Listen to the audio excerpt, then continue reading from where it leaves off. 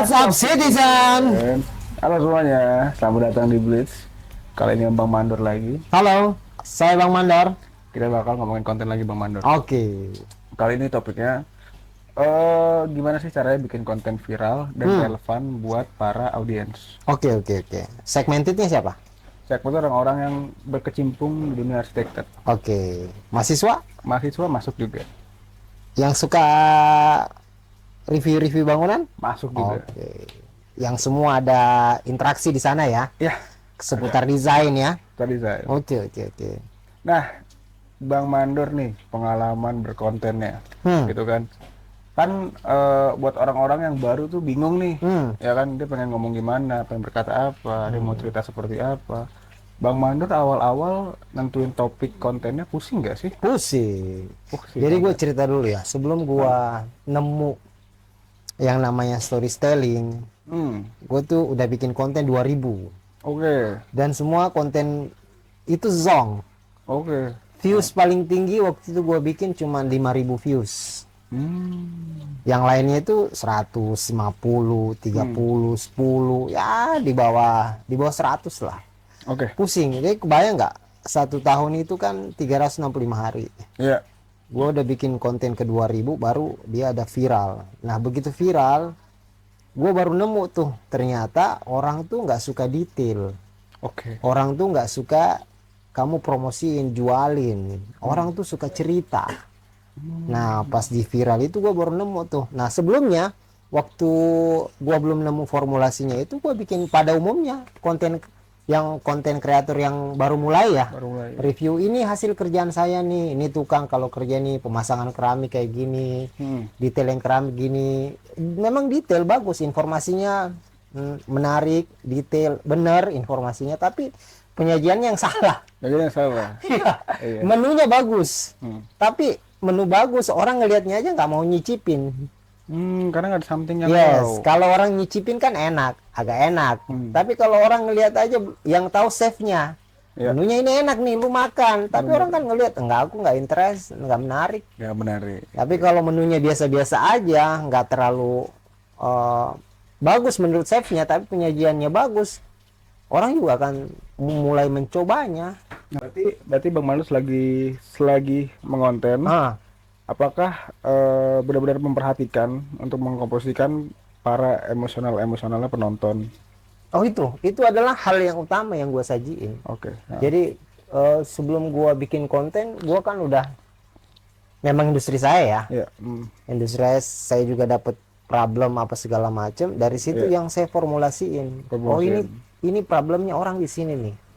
Catnya berjamur, dindingnya retak, ya kan, atapnya bocor, listriknya suka nyetrum, ya kan, apa ya hal-hal yang sederhana lah, tangganya kok sempit banget, rumahnya kuntet,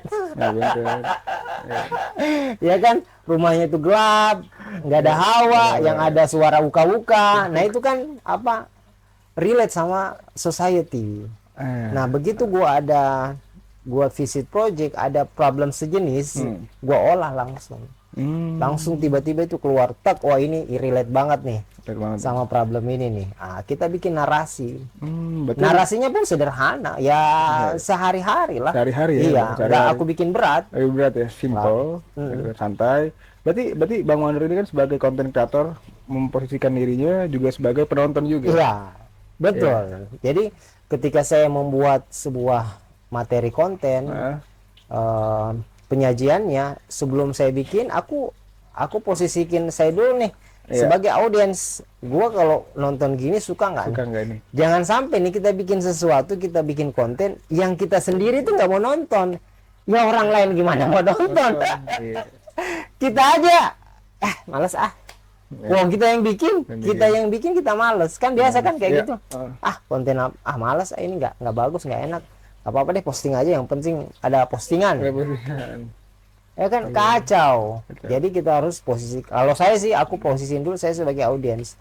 Jadi kalau perspektif saya sebagai audiens, saya maunya kayak gini nih. Nah saya sebagai kreator bagaimana problem yang ada saya packaging sedemikian rupa supaya relate sama customer.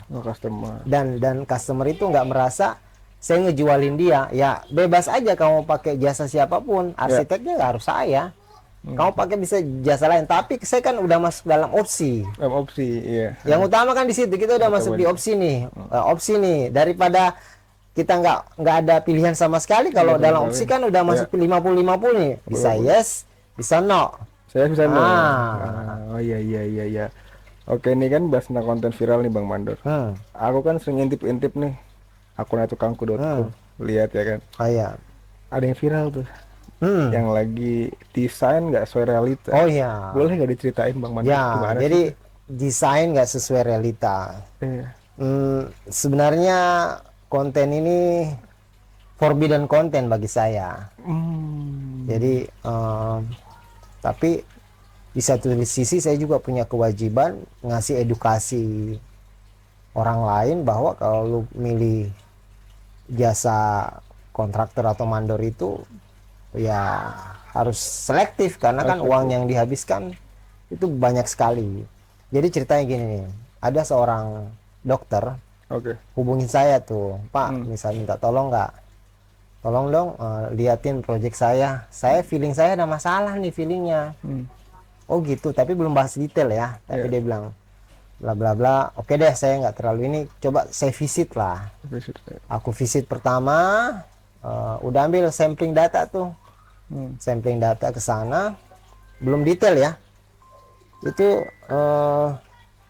ke sana saya ambil sampling data belum detail, aku udah cium gelagat-gelagat nggak bener. Ya, dia rencananya 4 lantai, kemudian durasi waktunya itu 300 hari, ternyata udah 300 hari kurang lebih 10 bulan ya kan, setahun itu 365 hari, sebulan 30 hari, jadi kalau kita potong 60 hari kan 10 bulan tuh.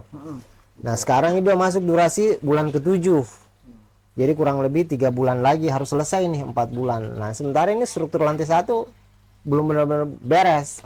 Udah nggak bener nih, bau-baunya udah nggak enak.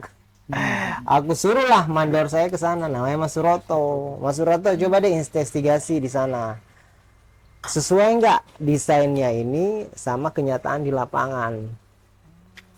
Ya kan, itu dulu pas dicek sama mandor Suroto kami, oh jauh berbeda. Nah disitulah saya ngelihat, oh ini ada problem. Ini ada problem yang dimana ada rencana arsitek yang disajin sama kontraktor, tapi dilaksanain sama kontraktor dia nggak sesuai dengan desain yang udah disajiin. Jadi melanggar dong, ada pelanggaran nih, ada pelanggaran. Nah itu yang aku olah, bahwa di sini terjadi, lu kalau milih tukang hati-hati loh, nggak main-main, duit lu udah ratusan juta habis dan zong, lu nggak dapat apa-apa. Ternyata viral. Mungkin ya orang ngelihatnya itu ini apa, menyedihkan atau apa, tragedi kan, kita kan di Indonesia kan suka yang namanya tragedi, apa, menyedihkan. Keputusasaan. Itu yang banyak yang terjadi. Mungkin konten itu masuk di kategori itu, makanya jadi ngebus viral. Namun kan pada hari itu Bang Mandor ngepost tuh, itu kan forbidden content ya. Berarti benar-benar yang kayak, aduh gue post nggak ya, karena ragu-ragu ya pasti. Iya, awalnya saya ragu-ragu, 2 kali post. Yang pertama saya cuma potong-potong durasi yang gue pikir penting-penting, ternyata orang salah nangkep. Kalau itu pekerjaan saya, tim saya. Banyak banget yang ngomong kayak gitu. Iya kan? Wah ini misunderstanding nih, ya kan? Di post ini kok nujunya ke tim kami. Wah, nggak bisa dong. Kan bahkan juga sampai si Bang Mandor Mas Suroto klarifikasi. Iya. Tolong videonya di sini nih. Ya kan, Mas Suroto kan klarifikasi videonya kan. Nah, postnya yang kedua gue bikin lagi, agak detail tuh, ada kasih lihat gambarnya, lokasinya ada di mana, bla bla bla. Nah di situ udah baru saya jelaskan kepada audiens. Nah ketika ada interaksi, ya ada komen, gua bales tinggi tuh rate komen sama ininya, tinggi rate sama komen sama balasannya, ternyata trafficnya naik, Wak. Terbaca nih sama algoritma, di share kemana-mana, jadi viral lah. Viral lah. Yes. Nah itu balik lagi terjadi karena hal-hal kecil ya. Iya. Masalah kecil yang tapi sebenarnya gede banget itu. Iya. Dan kadang nggak disengaja. Ya, ini nggak sengaja kadang ya. Iya, bener-bener nggak sengaja. Jadi bikin konten viral itu kuncinya kayaknya itu bukan berarti visual harus bagus, editingnya juga harus high gear, tapi bagaimana si konten kreator ini pesannya nyampe kepada audiens. Itu yang utama tuh. Nah, itu yang utama. Yes. Dan lebih-lebih lagi bagusnya kalau misalnya ya 3-3 tadi. Ya, lu ambil. Tapi kalau gua sih ngelihat kalau lu memang benar-benar pengen jadi konten kreator, ya lu harus total. Kamera lu harus bagus. Suaranya jernih. Visualisasinya juga pinter ya. Terakhir itu ya bikin narasi cerita. Ya, bagaimana bercerita? Ya, kalau kalian mau benar-benar fokus di industri digital ini, mempromosikan apa sih keahlian kamu, profesi kamu di bidang arsitektur, ya harus ini juga. Tapi kalau kalian mudah-mudahan viral dengan konsep apa adanya, ya sepertinya nggak bakalan viral. Kecuali lu tambahin sesuatu yang edan misalnya lu joget-joget, buka baju, buka celana. Nah, itu. Tapi kan profesi kamu langsung tercela. Oh, jangan pakai dia nih, orang gila. Ya kan nggak mungkin. Pasti lu sajin juga sesuatu yang normal. Jadi kalau lu bikin sesuatu yang normal, fokus di industri ini, ya sebaiknya jangan seperti itu, pakai mentor. Ya. Belajar aja nih sama Bliss, Kang Diwa, ya. Ada alatnya lengkap, nggak pusing-pusing. Iklan sedikit buat teman-teman yang mau urus sosial medianya, kelola sosial media, bikin konten, bikin storytelling, bikin postingan, desain website dan segala macam berbentuk digital. Blitz lagi ada promo nih. Ada promo? Ada promo. Apa buat tuh? 10 orang pertama yang ngambil 3 paket. Jadi ada paket-paket nanti ada silver, ada gold, sama ada premium. Nanti tampilin. Iya. Buat yang mau ikutan promonya 50% diskon. Oh, menarik tuh. 50% loh. Syarat dan ketentuan berlaku. Oh iya. Oke, lanjut. Udah selesai kan iklannya? Udah. Orang nggak nonton nih kalau iklan mulu. Jangan jualan. Berhenti, kita fokus lagi. Oke, kita fokus lagi. Sip. Oke. Berarti kan tadi kan kita membahas tentang emosi kan? Iya. Nah, emosi kan erat kaitannya dengan gak hanya marah kan? Sedih.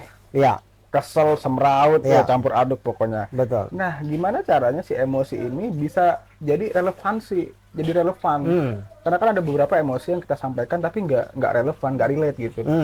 Ini emosinya dapet nih, cuma nggak relate jadinya gitu kan. Jadi ya jadinya kontra aja. Jadi ini nggak gue banget gitu. Iya. Begitu. Kalau gue sih nyusun emosi tuh ekspresi ya. Istilahnya kan lebih ke ekspresi natural sih. Saya lebih senang di konsep Bang Mandor nih. Aku memang tema-tema yang gua kasih itu di mana di konten kami itu natural. Memang kita ada konsep. Konsep yang kita bangun itu adalah natural, bukan kontroversi. Kan masing-masing nih teman-teman nih yang mau belajar konten kreator, mau narasinya kemana nih? Ke emosi kah? Ya kan? Ke kesedihan kah? Penyesalan kah? Atau ya udahlah apa adanya. Daily ya. Kayak gini loh aktivitasnya. Kalau di kami memang yang saya bangun itu adalah interaksi antara saya, Bang Mandor, sama tim saya Kuli Jawa. Apa adanya. Jadi lebih membaur lah. Saya lebih equal di situ. Kekeluargaan ya, itu yang kami bangun. Dan kalau teman-teman mau bikin sajian materi yang berbeda, enggak sah-sah aja sih. Kalau suka kontennya marah-marah nih, ngamuk, kamu anjing babi kau. Kebun binatang ya bisa aja. Ada kemungkinan viral ya bisa aja kan. Ada orang yang suka memang senang Iya, itu senang materi-materi kebun binatang ya, Binatang. pasti segmennya juga ke sana juga. Iya, dan bahkan mungkin chance-nya lebih gede. Bisa. Just lebih Kontroversi itu semakin menarik. Tapi Kalau di apa? Di industri televisi, good news is a bad news. Bad news is a good news. Iya. Jadi semakin kontroversi sesuatu, kemungkinan dia ngeblast viral itu semakin besar. Makin besar. Jadi ada clickbait-nya ya. Iya. Jadi emosi dan relevansi adalah dua hal yang menjadi komposisi gimana caranya lu kalau bikin konten digital tuh ngeblast gitu kan. Nah contohnya di Bang Mandor sendiri nih sudah buktikan. Ya kan? Yes. Ada tips lagi nggak Bang Mandor gitu kan? Tipsnya lu konsisten aja. Konsisten. Nah, supaya konten lu dibaca sama algoritma ya rutin. Ketika lu udah rutin post, maka akan kebentuk tuh komunitasnya. Demografinya, siapa sih yang relevansi sama audiens kalian, utamanya sama algoritmanya. Konsisten. Kalau kalian panas dingin ya susah. Bisa lagi semangat nih kenceng bikin konten, kok konten gua viewsnya pendek kecil-kecil, ya nanti off sekian lama semangat konten lagi nggak bisa, nggak akan kebaca ya. Harus konsisten. Jadi kalau kalian posting seminggu 3 kali ya rutin ya. Di jam yang sama, rutin, konsisten. Oh ya teman-teman, ada ilmu sedikit konten gitu kan. Jadi teman-teman tadi kan konsisten ya, emosi, relevansi, sama intinya konsisten ya Bang Mandor ya. Dan satu lagi, jadi teman-teman kalau misalnya mau mulai bikin konten, teman-teman cari nih satu yang menjadi identity teman-teman. Ya contoh kayak Bang Mandor dengan karakter Bang Mandornya, kuli Jawanya, dan juga topi supaya nggak nyiksa. Iya. You love it. Ya, dan topi Luffy-nya itu. Punya karakter. Jadi teman-teman bangun karakter di sana. Karakter dan konsisten. Betul. Bang Mandor, betul ya? Yes. Betul ya. Nah, itu ngebangun karakter itu lama gak waktunya? Enggak sih, karena memang kalau gua sendiri emang basically suka. One Piece gue suka, Luffy gue suka. Ya udah, ngebentuk identitinya ya di topinya. Gitu aja gua bikin. Gitu aja. Ya terserah teman-teman. Nah, jadi gitu dulu teman-teman buat hari ini. Yes. Sharing-sharing sama Bang Mandor ya. Real konten. Karena Bang Mandor mau jalan lagi nih. Share, bantu share, follow ya akun ini ya, biar kita bisa kasih ilmu yang bermanfaat, positif buat kalian. Saya Bang Mandor. Saya Diwardana. Sampai ketemu. What's Good Citizen. What's Good Citizen.